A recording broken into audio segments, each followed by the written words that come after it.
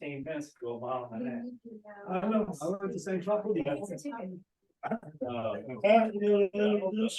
I think for most vehicles jammed me twice. I had like 4 lights. Like, 6:30. Well, we could at least. Yep. Yeah, they just. It's for. First, you know, you've got this.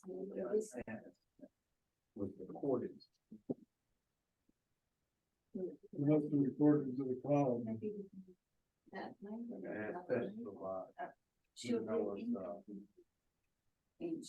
Ordered at 5:07. The way it'll be now. So we need to. This doesn't make audio. It has for years. Pat, you gotta introduce the Your speaker. phone didn't make audio. I had a So 7, welcome us all to the meeting. and it's a 13. Oh, I think. I Kathy moved her butt, so Here's you're. how much easier. It, like I was telling You her, sound like. So, you okay, sound like yourself. Richard, he's the apple. I think they make things more complicated just so they have an excuse to sell New. We should. more expensive. Because Well, each that's- person had to be individually, But see you in there, we could, they see. opened But who's the iPhone specialist? Richard. Richard. to enter the, Mr. Richard is You each, don't have an each person iPhone had to class be, soon? Yeah, Yes, 200. Register on it. Must not be Bill, cause I Yeah. guess just copy. Thank you all for coming. Do you, We have, you know when the next one's gonna be? I'll look when I get I home. think Wednesday. I think it is. Okay. Wednesday. okay, we're getting ready to start, folks. thank you all for coming to the monthly meetings. We have a special guest today, Kathy Coleman from Grandparents Raising Grandchildren Information Center of Louisiana. She's gonna talk about what they all do and what we do with them.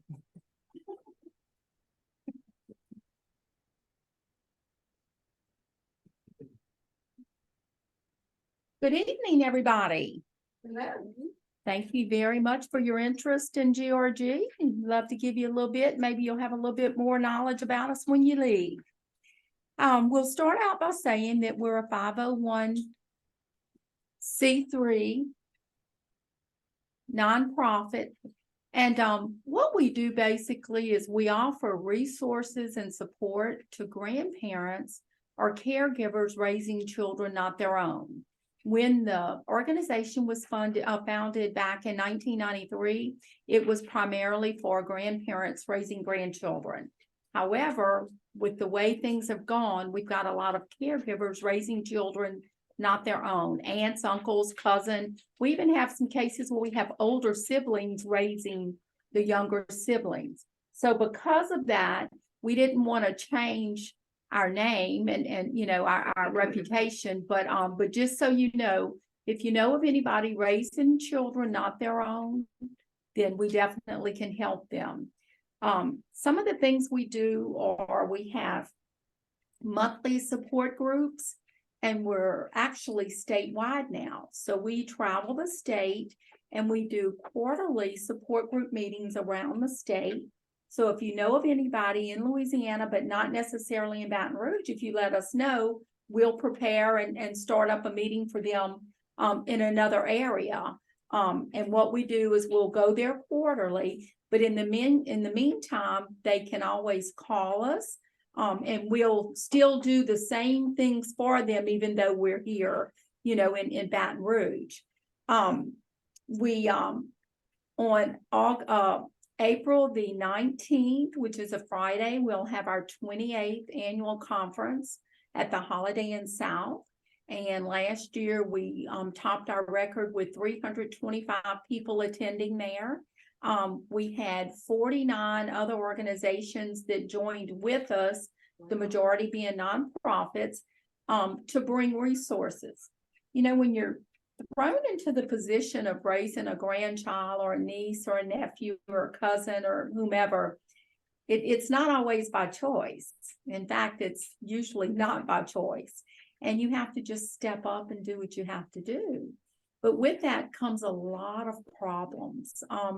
you know, you can imagine if it's your daughter's children, your son's children, your sister's children, it just wreaks havoc on the entire family. So not only are you raising these children, you're going through an upset for your entire family. And, you know, the grandparents and caregivers that are raising children often find themselves isolated. It's a pride thing. A lot of people don't want to admit if they're having to raise their grandchildren. You know, people can be cruel and say things to you. But the support groups are so beneficial because you can come and find out what's going on in your particular area, what resources are available. And the main thing is being able to talk to other caregivers and other grandparents, you know, what do you do? You know, and a lot of times this is the only respite, if you will, for the grandparents. They don't do anything for themselves, but they feel like if it's a meeting for this, you know what I mean? It kind of makes it okay to, you know, to go and do. We have some grandparents who struggle to find gas money to get to the support group meetings. So the majority of our families are on fixed incomes, Social Security, SSI. The majority of our families have a lot that receive benefits like kinship care, SNAP benefits, child care assistance, but the majority of the grandparents out there nowadays are still working people. And so they don't get any kind of assistance. So it makes it really, really hard. And, you know, even if you go to court and you get child support judgments, it doesn't mean you're getting child support, you know. So we find that a lot of these families are struggling. They're struggling really, really hard. So what we do is we have different groups we work with. If you recall, how many of you know if you dial 211 on your phone, it's an information number? Did anybody know about 211? If you dial 211 on your phone and you say, I'm a grandmother raising a grandchild, they'll say, what zip code do you live in? And when you tell them, they'll pull up and they'll say, well, now because Georgia is statewide, we're in all of them, okay? So what it is like, has anybody heard of My Community Cares? It's another organization. So what we do is we bring everybody together. Kinship Navigator programs. We work with DCFS very, very closely in that if our families receive SNAP, receive kinship care, and they're having some kind of an issue, while we can't help them per se in the matter, we have a direct contact with DCFS, and what they do is we send in a email and say, hey, we have a grandparent that's having a problem. They will contact the grandparent and say, what is it can we do to help you? You know, so let's say you applied for kinship care, which is a stipend of $450 per child per month. Let's say you apply and you're denied or you didn't get anything back on it or whatever, then you could call us. We would put in email and say we're trying to find out. And it's been very beneficial because we've helped a lot of families who didn't know what to do. And you know, we have grandparents now that one of the things we did with Cajun Clickers was get a grant to help pay for memberships for Cajun Clickers. You know, a lot of our grandparents don't want cell phones, throw them in their purse, don't want to fool with it. You know, some of them barely can read and write. Some of them have no computer skills whatsoever. So with joining with Cajun Clickers, we've been able to open up a new world to them. We have been very, very, very blessed. We've had Pat and Tiny that comes to our monthly meetings and literally does a Q&A or a presentation at the meeting to help these grandparents. And, you know, computers can be intimidating if you're afraid, you just have no idea what to do. So this has been a really, really wonderful partnership between GRG and Cajun Clickers in helping these families know that they can really pick up the phone and call somebody and say, what do I do? You know, how can I do this? And a lot of times, you know, when we had the Chromebooks, when COVID, the kids were sent home with Chromebooks, and we'd have grandparents call our office daily. I don't want this computer, don't know what it does, don't want my kids on it, so everybody was frustrated, everybody was at a loss. So it's been very, very beneficial to have the guys at Cajun Clickers, and across the board, the board of directors have helped us. Unbelievable. I mean, they've really, really supported us. For that, we're very, very, very grateful.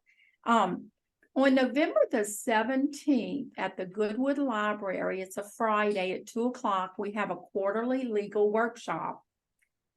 Attorneys are expensive, and it's hard when you get these children and you're not expecting to get children. Not only do you have to worry about feeding them, clothing them, housing them, then a lot of times you have to worry about getting custody. If you're in the state of Louisiana, you have to have custody of children, to pretty much do anything. So it's a lot of legal expenses. So what we do is we have attorneys and judges that come to the legal workshops quarterly at the Goodwood Library, and they answer questions. So if you're a grandparent there and you really don't want anybody else kind of knowing your situation or really what's going on, you can actually put it in the chat at the meeting, or a lot of them, they'll text me. I end up doing a lot of the questions, and I'll ask the attorneys because people don't want their information out there, and that doesn't cost anything. We also offer free CEUs for social workers, addiction recovery counselors, nurses. The EBR school system also accepts our classes as part of the continuing ed units for school teachers. School teachers are school counselors. So if you know anybody at school that may not be raising children, but they want the information, tell them to hop on and they'll get free CEUs. We usually give 2 hours free CEUs with that. And our purpose with that is, it's the counselors, it's the doctors, it's the nurses. These are the people that are in contact with these families. And that's how we're trying to reach families, to let them know there are programs out there and there are people that can help you. When they call our office, there's no membership fee. When they call our office, they tell us who they are, and everything goes on through the office is confidential. So we find out, kind of what the story is. For instance, if DCFS removes children from a family because it's an unsafe environment, there's several options. They can remove them and then find a safe family member and then just kind of give them to you, or they can put them in foster care. And now there's a program called foster grandparents. So if you're a grandparent and your children have been removed by DCFS, then you can apply to be a foster grandparent, and they will help you in some of the resources that you need. So when you call our office, we need to know, did you go through family court? Did your children just drop the kids off and didn't come back and get them? And that happens more than you can imagine. So those are the kind of questions we ask so that we know, okay, well, if you're a foster parent, DCFS should be paying for your diapers or helping with child care and stuff. But oftentimes DCFS drops the children on, and the families don't know what to do. And you're already so overwhelmed, getting back in, you're kind of semi-retired, and then all of a sudden you get these kids and it's like, ooh, what do we do now? And it's so overwhelming. So what we do is, you're able to call when you come to the monthly meetings, you're able to talk to other people. And a lot of times the grandparents enjoy the fact that somebody else walking in their same shoes, and the fact that we do everything on a confidential basis, it makes the grandparents feel at ease to be able to call and say, look, I'm having this issue and I don't know what to do. And we're able to help, get them together and help. We also do things like, for the Baton Rouge area, we do local food distributions. if you take a family that doesn't receive assistance, no SNAP, no kinship care, and they get 3, 4, 5 children in to raise, it puts a strain on you, especially when it comes with groceries. So what we've done is we do these distributions at a certain location, and what we do is we send a text out and say, we've got a distribution on this day at this time, and the people come, and because of confidentiality, we ask you, please don't get out of your car. And you drive by, and when you pull up, and we've had people that's text and called and said, I don't want to stop. There's 7 or 8 people in line. We'll say, don't worry, it rolls. So what we do is we have people that are not affiliated with the program, that doesn't know anybody in the cars, and they load up. We have these wagons, and we load stuff up, and we'll come out to the car, and we'll put stuff in your car and send you on your way. Only complaint we've ever had about our distributions, I'm very proud to say, we give too much food. So we're going to take that. We like that. We tell them, bless your family, bless your neighbors, bless anybody, you know. But pretty much what we do is there's no cost involved. Once a year in December, we have a grandparents dance. We invite everybody to come. We pay for it. There is no cost to our grand families. And we do that, and that's the only thing we don't invite the children to. That's kind of Granny's night out. Usually have a surprise guest. Santa usually pops in, and we have a professional photographer who takes pictures of the grandmother. A lot of times they want to be with Santa, sit on Santa's lap. It's a riot. It's really fun. We have a DJ. We have a nice catered meal. It's at Kristenwood. Really, really, really nice. If you're interested in coming, let us know. We would welcome you. You just have to RSVP, because we have to know how many people we have that are coming. We do some Christmas things for our families. We've got a couple of anonymous sponsors that want to help us. And what we do is we get information about our children. And these are the families that attend the actual support group meetings. Obviously, we're not funded enough. We can't do for everybody, but we do very, very, very, very good with our children. If a family has problems paying a utility bill, they can call us, and we know different places that would offer assistance. We actually have some families that are not even biologically kin. We have 2 situations where the biological parents both are deceased, and 2 neighbors. One said she's been knowing since the children were born, and they call her aunt. And so when the parents died unexpectedly, there was no one else to take the children, and these people stood up, you know. So it's wonderful, you know, in that respect. So we do help with that. If you know of anybody raising children, have them call us. It's not a cut and dry, you're accepted or you're not. Let us see what we can do to help. We help with clothing. We get donations, linens, towels, stuff like that is what they're always needing. I mean, it's really sad. But so what we do is we try to get these things together and try to make the best of a situation, you know, that we can for the children as well as the grandparents. For those of you who are unfamiliar with it, if you have a child and you don't have custody, you can put the child in school. The McKinney-Vento Act, the schools have to allow them. We had a situation where we had a grandmother that had grandchildren got them from Texas, came in, and she'd been out of the system. For 2 years, these children did not go to school. And we're talking about a 4 and a 6-year-old. And the little 6-year-old had to go to school and had to start in kindergarten. And the grandmother had been going to the school, but the area that she lived in was a more affluent area, and they didn't want the stigma associated with that. So they kept telling her, unless you have legal custody, the children can't go here. So I'm really proud to say that when they called us, within 2 hours after her calling our office, we said, no. You go to school and you say you have to accept me on the this act, and guess what? GRG Information Center said, if you have any questions, please call them. The grandmother called us back like 3 hours later. She was sitting out in the school parking lot sobbing. She said, my children were just taken to class. And she said, I don't know what it's going to be now. Granted, it's a 6-year-old going in kindergarten is atrocious, but on the other hand, thank God he got in.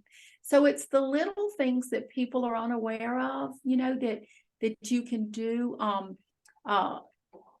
resources that we can help. And like I said, we're statewide. So what we do is we work with people all over, and different parishes have different things. A lot of churches help us. Problem you have is a lot of people don't want to accept the confidentiality thing. And we don't have people coming in taking pictures of our support group and flaunting pictures and stuff, because this is people's lives.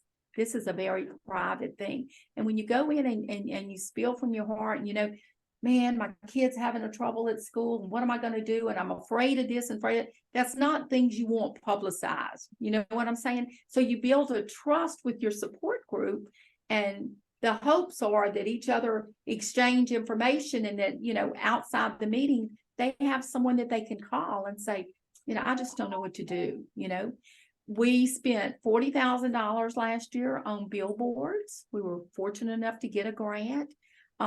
Our calls doubled. We had people that called that had never heard anything at all about GRG. And what that did was that allowed us to find these families. And we have a little enclosed trailer that we have Ruby Ray printed on the side.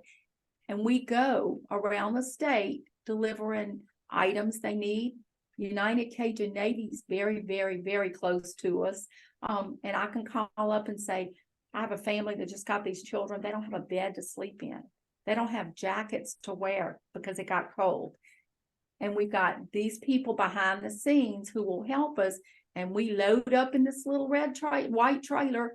And we run the state, bringing groceries, supplies, anything we have. So if someone decides they want to donate to us, we have a lot of people that donate furniture to us. We don't put it out there, oh, y'all, we just got 6 beds. We don't do that. We have an inventory, and when we have families that call and we know situations where these families need items, that's how we do it. We try to make sure that the most largest needs are met, you know, and we try to work with that and go through it. A lot of people that'll call us and have things to donate to us, strange things, kitchen items, lamps, whatever, things that you just can't imagine. But for somebody who doesn't have that, you know, it's a wealth of a fortune to them to get things like that. So we do the legal workshops, we do the monthly workshops. If they have a problem, they call us. In our monthly support group meetings, we ask them, call our office during the month. If you have an issue with something, you know, anything, bring it up. And then right now, mental health is a deal. We got a grant from Generations United in Washington, D.C., and we're focusing on mental health. And what we've been able to do was find mental health counselors. And if any of y'all know anybody in the mental health counseling area, we struggle with that. We need to know, like, who would accept Medicaid, who would accept their insurances, because it's a lot of red tape. But not only are the children, but the grandparents get depressed. I mean, you can imagine when you think, you know, you're going to sit and drink your coffee at 7 in the morning and not be bothered, and all of a sudden you got these rowdy children that's got to get to school, you know. I mean, it can really, really weigh on you. So what we try to do is meet people where they are. And in the 12 years that I've been affiliated with it, there are not 2 families that have the same circumstances. It's the craziest thing that you'd ever see. And we have some families who get the children, and then if the parents, things ease up and do better, then the children can go back home, but you still have that grandmother, the depression, you know. I mean, here we are again, everybody's bouncing. So what we try to do is just make sure they know there are people out there that'll help them. We answer our phones 24/7. We have a 1-800 number, a hotline, and you would think nowadays with people having cell phones with no long distance, you wouldn't need it. But that's not true. We have a lot of families that have still limited packages on their phone and they don't get on the phone. So at least with the 1-800 number, they don't have to pay. That's proven to be very, very good as far as getting the word out, you know. So that's pretty much what we do. We go around the community events to let people know what information we have, what we need to do. And if we don't have a program for a need that they have, we try to develop one or find one. So we just kind of meet everybody where they are. And that's pretty much what we do. Be careful, because we love those babies. We love your babies, our babies. It don't matter. We'll take them all. Sometimes it's the big people we have issues with. You know what I mean? The babies we're good with. But is there any questions? Does anybody have any ideas or any comments? Well, a lot of times we donate. Let's just say furniture, things like that, okay? Let me give you an example. Got a baby dead, okay? I can give it to an organization and it just goes in their warehouse. I'd rather give it to somebody that really needs it. Not only can we give you a tax receipt, Oh, I don't need a tax. we're just Okay. saying, no, but there are some people, there are organizations that like to donate, you know, for the, you know. Yeah. But we found that the way we monitor our families and the close relationship we have, that if we have 3 families come to us and they need something, we pretty much know, okay, they might want something new, you know what I mean? But they really are okay. Normally, the people who need the most are the ones who say, no, there's somebody else probably that needs it worse than I do, you know. So we kind of, you know, we pride ourselves on that, on saying, oh, hold on a minute. The only thing we ask is people not donate stuff that they wouldn't keep. You know what I'm saying? We've had clothes donated that were stained and all. We're like, you know, that's kind of a little different. But we manage it. We have families. Just had a grandmother that had 4 children. Daughter was in Texas, went to jail, got 4 children, 15, 14, 12, and 8, and had nothing. She went and got the children. And when she called us, had been living in a truck for like 4 weeks. We were able to get her in a program, and I'm only too proud to tell you, it don't always work that good. We were able to help her get into a lease purchase on a mobile home. She's excited. She does carpentry. This girl can do anything. So we just got her a stove. We got a refrigerator. And this is, when I say we, from all over, GRG doesn't have all the money, but we've got good people we work with, and we get on the phone and we're like, okay, wait, I got a family that needs this, whatever. We went down there and brought them food. And now they're thriving. Brought them uniforms for the kids to get in school. And the first day the kids went to school, the grandmother called me up, and she's a crackerjack. I talk fast. She talks faster than me. And she called me up and she was crying and saying, oh my God, they're in school, listen, do you hear? And I'll say, no, I don't hear nothing. That's it. They're all in school, you know. So it's wonderful to be able to help people and to know that you're making a difference in not only the children, but these, you know, the grandparents, you know. But to answer the question, we do know where our items go. Nobody else does, but we do. I was just telling Pat, we had someone that's donating some new things to us, like 2 pallets of clothing and shoes. And this is a perfect time. And everybody wants to do it confidentially, even the people that donate stuff, because if I say, oh, Tiny gave me $1 million, well, then the next thing you know, Pat's going to go say, hey, Tiny, I heard you gave her $1 million, got any more? Why don't you give it to me? So what happens then, then nobody wants to give anymore. You see, so everything we do, we tell them we'll keep it to ourselves. It's not a problem. Give me cash. I'll take it with, just like I do for my husband. I won't ask any questions, just give me the money. You know, we'll take it in. But we can give tax receipts and anything, dressers, refrigerators, stoves, beds, that's the main thing. We had really nice things. We had one family that donated a leather sectional that was gorgeous. I would have had it. It was gorgeous. I mean, beautiful. But that's the kind of things we do. So if you decide you need something, but if you see a family out there and you think, ask them to please call our office. Now, you can't call and say, oh, look, my next door neighbor's raising these children and I want to sign them up. That's not how it works. Everything has to be directly with the caregiver because of the questions that we ask, you know, and we want to make sure, because that's how we know who we're going to go through, you know, exactly where we go for help, like 211, like My Community Cares, you know, different places like this. So that's it, fellas. That's basically what we do. If you're interested, we'd love to have you come to any of the meetings. It's an experience that you just wouldn't believe. The legal workshop, our dream is to make it like a mini conference. And our goal is to have 10 to 15 organizations at every workshop, every quarter, so that people don't wait 1 year to get the information. You know, things change so fast.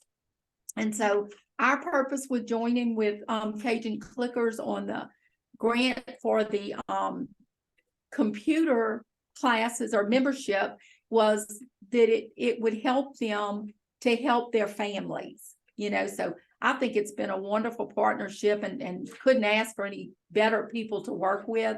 You know, it's been great. But well, if there's no questions, What is yes. the average age of child from, you know, from what to what age would y'all kind of stop it or cut it off of kind of average somewhere in there? It's really hard to say. Our Christmas stuff, most of our sponsors want us to cut it off at 15 or 16. Okay. It's really hard though. We have grandparents who some of the daughters got arrested and went to jail and they're 7 months pregnant. Babies are born. So these grandparents not only get children, they get newborns. And it's like, you know, so we have from newborns and we have some up that's got 25-year-old grandchildren with disabilities.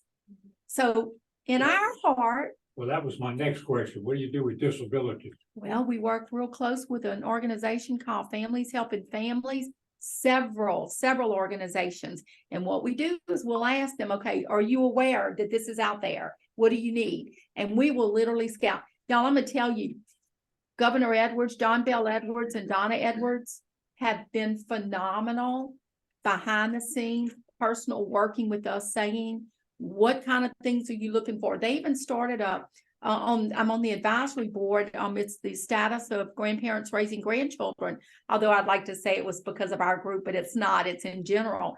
But they have been instrumental in helping us change laws. The kinship care, the stipend that's $450 a month. When we started this, it was $222 a month per child. Last January, not this January, last, they increased it to $450. We had grandmothers come into the GRG support group meeting with envelopes, with money in envelopes saying, you got to take this. Wait, what is this? What, you know, we don't want donations. No, those people put that money in my account. They're going to come back for it, you know, and they were scared to use it. And we had to explain to them and tell them, no, there was an increase and this is your money. We had one lady that saved 6 months difference every month, coming in with an envelope in her purse, and she'd say, pat her purse, and she'd say, I got it right here. She thought they were going to come back to get the money, you know. So we're instrumental in that. We work with Generations United. We're on several different councils. We're on a thing where there's a representative from every state. In 49 of the states are covered, where we're trying to get laws changed to help grandparents and caregivers raising children not their own. You know, when the biological parents sign up for SNAP, they get the SNAP card. Then something happens and they get arrested or whatever. Well, guess what? They're still getting the SNAP benefits, but now Granny and Grandpa's got the children raising them.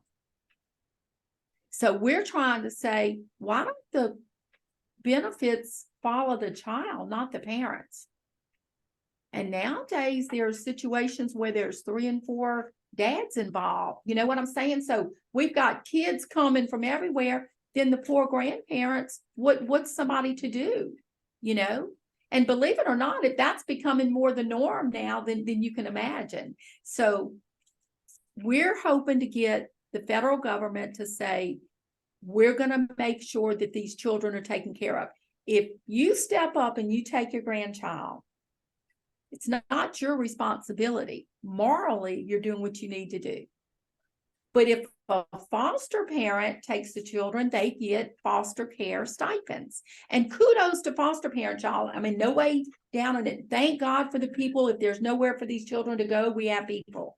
However, a grandparent steps up because it's morally right. You keep the child with the family.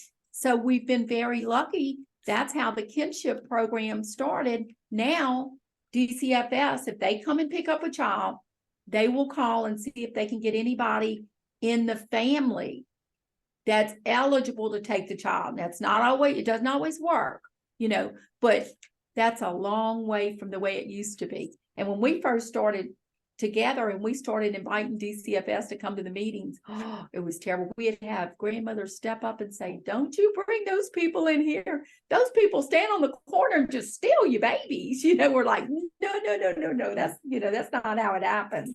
But it's real, y'all. And when it's your grandbaby involved, you know, it touches your heart, you know. So we just try to meet everybody where they are. But if you think of anything, and we're open to suggestions, if y'all can think of ways we can do things different, you know, we'll do it. And if y'all know families that need some help, please have them call our office and let us see what we can do. Okay, any other questions? No, but I'll make a comment.